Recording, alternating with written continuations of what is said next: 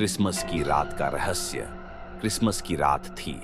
सर्दी अपने चरम पर थी और हर ओर बर्फ जमी हुई थी।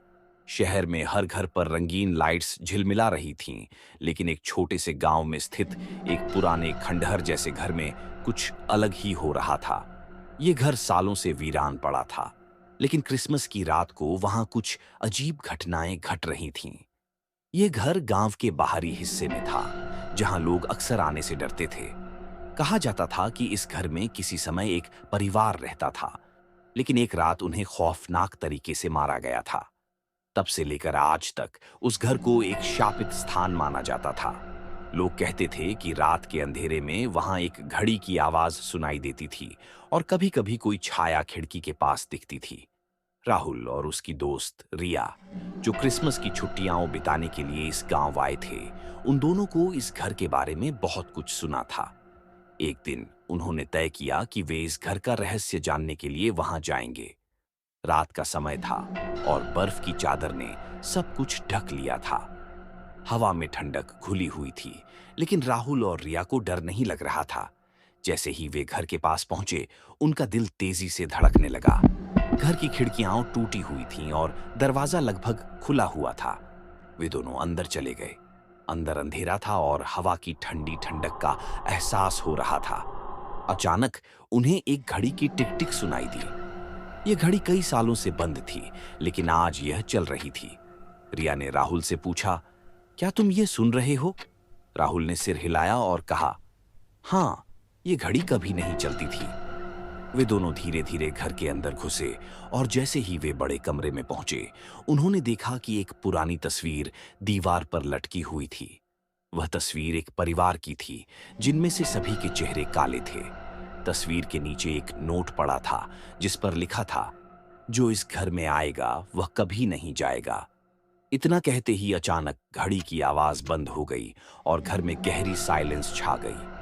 तभी एक अजीब सी खड़खड़ाहट सुनाई दी, जैसे किसी ने कमरे का दरवाजा खटखटाया हो। रिया ने डरते हुए राहुल से कहा, हमें यहां से जाना चाहिए। लेकिन राहुल ने उसकी बात नहीं मानी। वह घर के दूसरे हिस्से में जाने के लिए आगे बढ़ा। जैसे ही वे दूसरे कमरे में पहुंचे, उन्हें अचानक एक साया दिखाई दिया।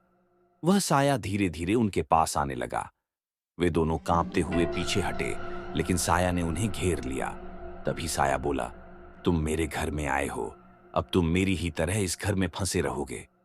ये आवाज किसी इंसान की नहीं, बल्कि एक भूतिया रुदन की थी। राहुल और रिया डर से कांपते हुए कमरे से बाहर भागने लगे, लेकिन घर के दरवाजे बंद हो गए थे। वे बाहर नहीं जा सकते थे। साया उनके पास आकर फिर से बोला, तुम दोनों को छोड़ने से पहले तुम्हें इस घर की पूरी कहानी जाननी होगी। साया धीरे धीरे घर की कहानी बताने लगा। उसने बताया कि इस घर में एक बार एक खुशहाल परिवार रहता था, लेकिन एक क्रूर व्यक्ति ने उन सभी को मार डाला और घर में उनका खून बहाया। उनकी आत्माएं इस घर में बसी हुई थीं और किसी भी नए व्यक्ति को इस घर में बंधक बना लिया जाता था। राहुल और रिया डर के मारे कांप रहे थे। वे जानना चाहते थे कि क्या वे इस घर से बाहर निकल पाएंगे। तभी साया बोला, तुम दोनों को बचने का एक तरीका है। अगर तुम इस घर के भीतर छिपे हुए पुराने खजाने को ढूंढ सको, तो तुम्हें मुक्ति मिल सकती है। राहुल और रिया ने तय किया कि वे खजाना ढूंढेंगे। वे कमरे कमरे खंगालने लगे और आखिरकार उन्होंने एक दीवार के पीछे एक पुरानी संदूक पाई। जैसे ही उन्होंने संदूक खोला, अंदर से एक जोड़ी काले रंग की पुरानी चूड़ियां और एक किताब निकली। किताब में लिखा था, जो इस किताब को पढ़ेगा वह घर के शाप से मुक्त हो जाएगा। वे दोनों किताब को पढ़ने लगे और अचानक घर का वातावरण बदलने लगा। साया गायब हो गया और घर में सन्नाटा छा गया। राहुल और रिया घर से बाहर निकल आए और जैसे ही वे बाहर आए, वे समझ गए कि वे इस खौफनाक घर से बच गए थे। क्रिसमस की रात का डर उन्हें हमेशा याद रहेगा, लेकिन वे यह भी जान चुके थे कि कुछ रहस्यों का सामना करना कभी आसान नहीं होता।